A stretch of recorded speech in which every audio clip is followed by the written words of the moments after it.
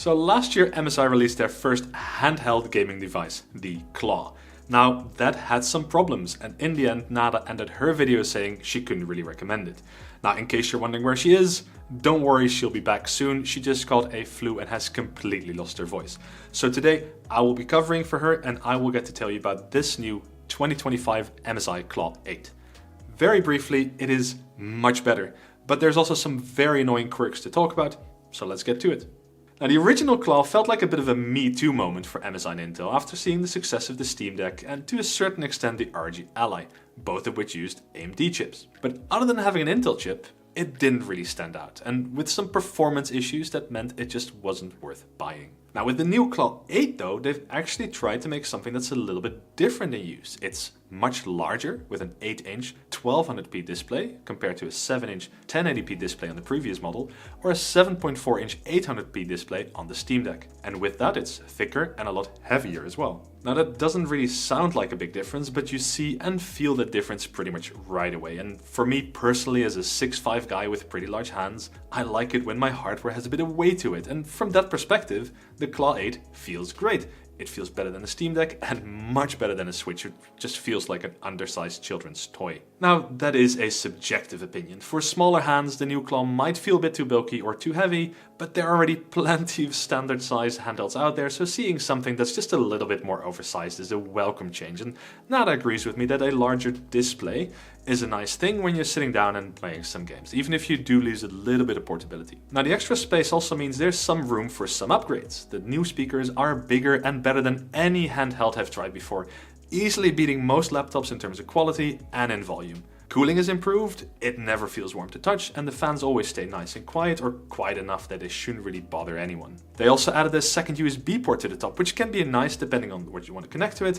I personally appreciate not having to grab a dock or a dongle every time I want to use more than one USB port. And there's also some general upgrades over the previous Claw. The original got some criticism for its bumpers, which felt pretty terrible, but they're noticeably nicer now, and the old one came with a standard laptop charger, the new one with a much nicer one that has a small block that goes straight to the wall, and if you want to change your SSD, you no longer need to take apart your whole device. Just remove a few screws from the back and you can upgrade it easily. The new 1200p display also goes a little bit brighter, hitting just over 500 nits now. It's still a 120Hz display, which benefits higher FPS games, and it's still a VRR display, which benefits games that struggle to hit 60 FPS but only hit 40 to 50 instead. And while it's an IPS display, and not an OLED one, it does have a decent contrast ratio of 1500:1, and I would personally say the size and resolution have a more positive impact on my gaming experience than the OLED part of the Steam Deck. But I would like to see a larger 1200p OLED version of this next. Now the battery is bigger as well. 80 watt hours compared to 53 watt hours on the last one. Now actual battery life really depends on what you're doing. You can still easily run out in about 2 hours if you're playing a AAA game on higher power levels, but 6 to 8 hours is doable in lighter games that don't stress the CPU as much. It uses very little battery when you're not playing games but still using the display, and there's almost no battery drain in sleep mode, which is one of the main frustrations I had with the Steam Deck OLED. And like the old Claw, it still has Hall effect joysticks and Hall effect triggers. The thumbsticks are a little bit lighter than on the deck, where the triggers are a little bit heavier. Personally, I would prefer having a heavier trigger and thumbstick to go with a heavier device, but the differences are small and you probably won't notice unless you are able to test them side by side anyway. Now, but the real problem with the original Claw was never its size or its design, it was performance. Even after the first couple of updates, there were stuttering issues in heavier games. If we look at our data from a year ago, games like Starfield, Cyberpunk, Baldur's Gate 3 just weren't playable due to constant stutters and terrible 1% lows. Games like Forbidden West, Spider-Man, Helldivers II were playable, but were just never really great either. Lighter games were fine, but that just isn't good enough. But this new Claw has a new Intel CPU, the Core Ultra 7 258V, and with it an Arc 140V GPU, 32GB of DDR5 memory, and most importantly, a year worth of Intel and Windows updates. Now the difference is huge, starting with Cyberpunk, that was unplayable on the old Claw last year. Now it's doing 69 FPS on average, nice, with 1% lows just shy of 60 when running in its 30W mode. Two important notes though. One, I don't have the old Claw anymore and I cannot retest it, so I'm showing our results from last year. Two, I'm running the new Claw at a higher 1200p resolution, so it's not exactly a like-for-like comparison, but it's clearly a night and day difference. Looking at the data when running it at 17 watts, you can see that even that is much more playable now, but 30 watts is the way to go for this game. Now, Baldur's Gate 3's horrible stutters are also completely gone now. It's a great game, and it's finally a great game to play on the Claw as well. I'd say go for the 30 watt mode if you can, but even at 17 watts it's doable. I expect a 40 FPS average with a VRR display in a slower game like this to be completely acceptable for most people. Now, Starfield is still a heavy game for a handheld, so here the 30 watt mode with low settings is definitely the way to go. But it goes from being unplayable to an actually okay experience, or at least from a performance standpoint, don't expect any device to somehow turn Starfield into an actually good game. Horizon Forbidden West goes from being just about playable to a comfortable 54 FPS average in the 30 watt mode. 17 watt mode is a little bit better as well, but those 1% lows do bother me personally. Helldivers goes from just about playable to an actually enjoyable 75 FPS experience with 60-ish 1% lows in its 30 watt mode. I would not recommend this game at 17 watts because of the hit it takes to 1% lows. Now, in Spider-Man Remastered, the 1% lows were frustrating on the previous Claw as well, but with the new one, the gameplay is much better as long as you stick to the 30 watt mode here as well. Now, if we look at a couple of newer games like Kingdom Come Deliverance II, for example, which I really strongly recommend if you're into RPGs, or Marvel Rivals, both games will run at a comfortable 60-ish FPS in the 30 watt mode as well. Avowed doesn't really hit 60 FPS, but it's still nicely playable at 30 watts, and if you're still out there enjoying Diablo 4 for some reason, that works really well both in 30 watt and in the 17 watt mode. Of course, lighter games are no problem either. Generally, you can run those at 17 watts to save a little bit of battery, but there are a couple of games that seem light, like Cult of the Lamb, but that can still stutter at lower power levels, so keep that in mind. Still, overall performance is much better and has changed the Claw from being what was often a frustrating gaming experience to one that is generally just positive.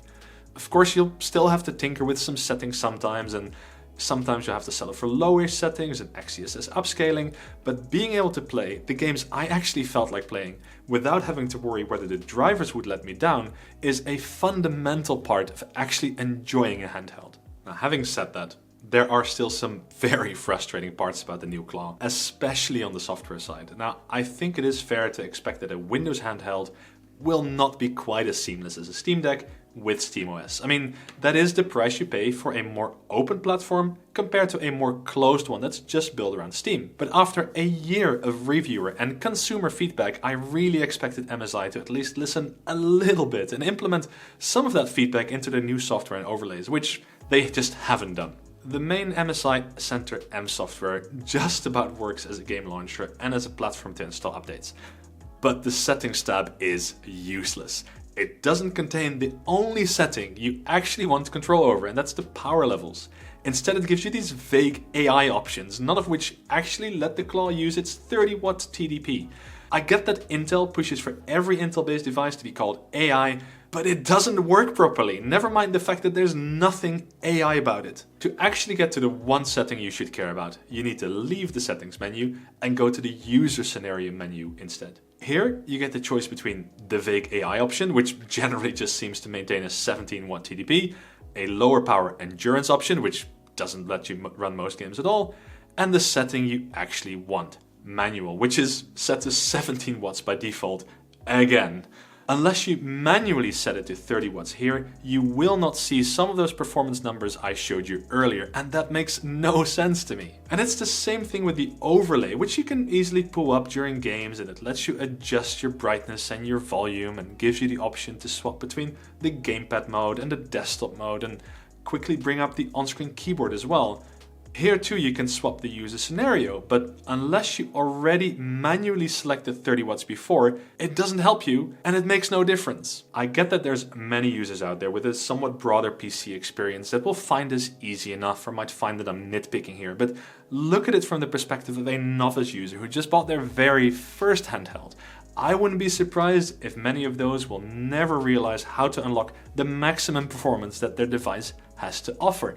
I wouldn't be surprised if some return it to the shop thinking it's just not fast enough for the games they want to play. And that is completely MSI's own fault. So MSI, listen up. This is an easy thing to fix and better to fix it late than never. Forget the AI nonsense, include some simple power profiles like performance, balance and battery saver like you do in your laptops, or give us some direct TDP controls from the overlay. That's all we need, that's it. Oh, and change the data sharing, which is enabled by default, because data sharing without a clear opt-in is against privacy regulations here in the EU and in several other regions as well. And it's just a scummy practice, so stop doing it. Anyway, I expect the biggest problem for many will be the price. This new Claw comes in at $900 in the US or €1,000 in Europe, and that just gets you the Claw itself. If you want the bundle version that comes with a carry case, a dock and some other extras, it'll be even more than that. And in my opinion, since it's hard to find a case for this thing, that should at least come as a standard. Now the old Claw quickly came down in price, and I do expect this one will come down in price too. But it'll probably remain more expensive than something like a Steam Deck OLED for the foreseeable future. So for most people who just want a handheld that works, the Steam Deck will remain the go-to recommendation. It's cheaper, it works well, it's portable, it's easy to use, and it's such a popular product, which makes it really easy to find parts and other accessories for it as well. However, unlike the first Claw, the new Claw 8 is actually a handheld that is worth considering because it works well. It actually performs really well even.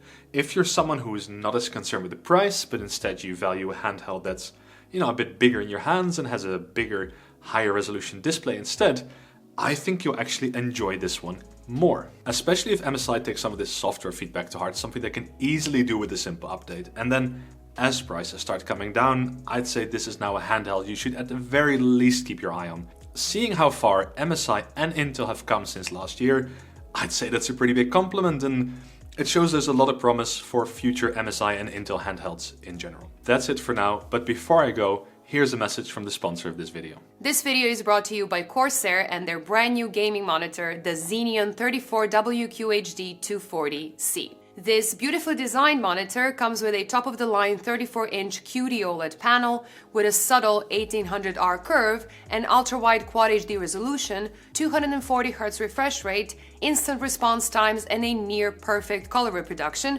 making it a great option for anything from fast-paced games to immersion games, from content consumption to content creation. And if you're worried about possible burn-in that is inherent to all OLED panels, Corsair has you covered with a 3-year-long warranty that includes burn-in. So if you're looking for a new high-end ultra-wide, please do check out the link in the description below. Thank you all for watching. I hope you enjoyed this video, and I hope you can forgive me for the lack of red nails today. Nada will be back with you shortly, but in the meantime, do consider pressing that subscribe button so you don't miss our future uploads. Thank you, and see you in the next one.